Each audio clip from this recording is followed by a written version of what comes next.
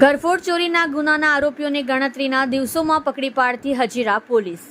Police commissioner સાહેબ શ્રી સુરત શહેર તથા સંયુક્ત પોલીસ કમિશનર સાહેબ શ્રી સેક્ટર 2 તથા નાયબ પોલીસ કમિશનર સાહેબ શ્રી ઝોન 6 તથા મદદનીશ પોલીસ કમિશનર સાહેબ શ્રી જે ડિવિઝન સુરત શહેરનાઓએ મિલકત સંબંધિત તથા શરીર સંબંધિત ગુનાઓ અટકાવવા તથા બનેલ ગુનાઓ સત્વરે શોધી કાઢવા સારું સૂચનાઓ આપેલ હોય, જે અનુસંધાને ગઈકાલ તારીખ 12/5/2024 રોજ હજીરા પોલીસ સ્ટેશન પાર્ટ 1 ગુના નંબર 2024 ઇપીકો કલમ 380, 454, 457, 114 મુજબનો ગુનો અજાણ્યા ઇસમો વિરુદ્ધમાં નોંધાયેલ હોય, જે ગુનો ઉકેલી આરોપીઓને સત્વરે પકડી પાડવા અત્રેના પોલીસ સ્ટેશનના પોલીસ ઇન્સ્પેક્ટર GS પટેલ સાહેબનાઓના માર્ગદર્શન હેઠળ અલગ અલગ ટીમો બનાવવામાં આવેલ અને ગુનાને અંજામ આપનાર અજાણ્યા આરોપીઓની શોધખોળમાં હતા, જે દરમિયાન નાયબ પોલીસ કમિશનર શ્રી રોજિયા સાહેબ ક્રાઇમ બ્રાન્ચના માર્ગદર્શન હેઠળ ક્રાઇમ બ્રાન્ચ સુરત શહેરની પણ એક ટીમ સાથે જોડાયેલ અને હ્યુમન ઇન્ટેલિજન્સ તથા ટેકનિકલ સર્વેલન્સ આધારે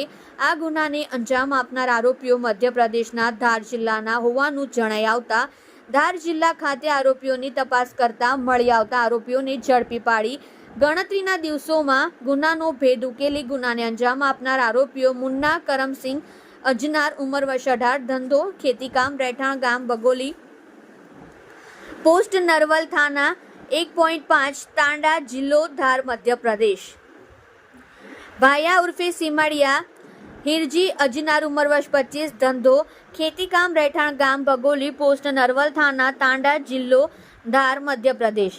ધનસિંહ બનસિંહ અલવા, ઉંમર વર્ષ 21, ધંધો ખેતી, રહેઠાણ કાકડવા, સરપંચ ફળિયું, તાલુકો કુક્ષી, જિલ્લો ધાર, મધ્યપ્રદેશ. કરીના ઉર્ફે કમલી નગરસિંહ અજનાર, ઉંમર વર્ષ 27, ધંધો ઘરકામ, રહેઠાણ ગુડદલિયા, થાના ટોડા, પોસ્ટ નરવાલી, તાલુકો કુંતી, જિલ્લો ધાર, મધ્યપ્રદેશને પકડી પાડી પ્રશંસનીય કામગીરી કરેલ છે. આપ જોઈ રહ્યા છો ગુજરાતની સૌથી પહેલા ખબર આપતી Surat express news channel director Rajesh મંગલીની સાથે. સુરત શહેરના હજીરા પોલીસ સ્ટેશનમાં ચાલુ મહિનાની 12 તારીખે એક અનડિટેક હાઉસ બ્રેકિંગનો ગુનો દાખલ થયેલો હતો. ગુનાની ફરિયાદ જોતા અજાણ્યા ઈસમોએ કુલ 5 મકાનોમાં રાત્રિના સમયમાં ઘરફોડ કરેલી હતી અને એ અનુસંધાને ગુનો દાખલ થયેલો હતો. ગુનાની તપાસ સ્થાનિક પોલીસ સ્ટેશનના પોલીસ ઇન્સ્પેક્ટર શ્રી પટેલ સાહેબ કરી રહ્યા હતા. સદર ગુનાની તપાસ દરમિયાન હ્યુમન ઇન્ટેલિજન્સ અને ટેકનિકલ સર્વેલન્સના આધારે અમુક ઇનપુટ મળેલા હતા. એ આધારે સુરત ક્રાઇમ બ્રાન્ચ અને ઈચ્છાપુર અને ઈચ્છાપુર પોલીસ સ્ટેશનની ટીમ પણ આમાં જોડાઈ હતી અને અલગ અલગ ટીમો બનાવી અને અલગ અલગ કામની વહેંચણી કરવામાં આવેલી હતી. જે અનુસંધાને મળેલ માહિતી આધારે મધ્યપ્રદેશ રાજ્યના ધાર જિલ્લાના ગ્રામ્ય વિસ્તારમાં રહેતા કુલ 4 આરોપીઓને સુરત શહેરની પોલીસ ત્યાંથી લઈ અને તપાસના કામે સુરત શહેરમાં લઈ આવેલી હતી અને જે તપાસ દરમિયાન એકત્રિત થયેલ પુરાવા હતા એ આધારે એ 4 આરોપીઓની ધરપકડ કરેલી હતી. 4 આરોપીઓના નામ જણાવું તો મુન્ના કરમસિંહ અજનાર 1, 2 ભાયા ઉર્ફે સીમડિયા હિરજી અજનાર, 3 ધનસિંહ બનસિંહ અલવા અને 4 કરીના ઉર્ફે કમલી નગરસિંહ અજનાર. આમ 4 આરોપીઓની તપાસ દરમિયાન ધરપકડ કરવામાં આવેલી હતી.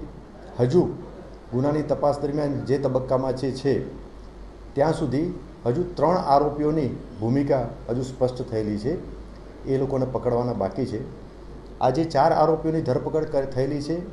એમાંથી એક આરોપી કરીના ઉર્ફે કમલી નગરસિંહ અજનાર ત્યાંનો રિસીવર તરીકેની ભૂમિકા છે અને એના સિવાયના જે અન્ય આરોપીએ બીજા એક આરોપી જેને પકડવાનો બાકી છે રાકેશ અલવા, એ 4 જણે થઈ અને હાઉસ બ્રેકિંગનો ગુનો કરેલો છે.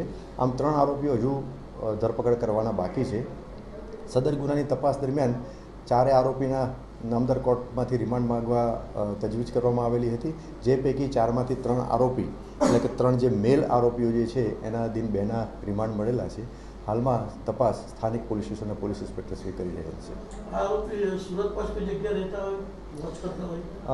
નહીં, આજ દિન સુધીની તપાસ દરમિયાન એવું જણાઈ આવેલ છે કે તેઓ તેમના મૂળ વતન મૂળ વતન જે ધાર જિલ્લાના આસપાસના ગ્રામ્ય વિસ્તારોમાં રહેતા હતા. તે વિસ્તારોમાંથી જે તે દિવસે બનાવ બન્યો એ દિવસે સાંજે જ એ આવેલા છે. આજ દિન સુધીની તપાસ દરમિયાન એવું જણાઈ આવેલ છે. તેમ છતાં હજુ તપાસ ચાલુ છે અને તપાસ દરમિયાન જે કોઈ હકીકત ખુલશે આપ સૌ જોડે શેર કરવામાં આવશે. હાલ સુધીની તપાસ દરમિયાન હજુ ક્રિમિનલ એન્ટિસિડન્ટ મળ્યા નથી.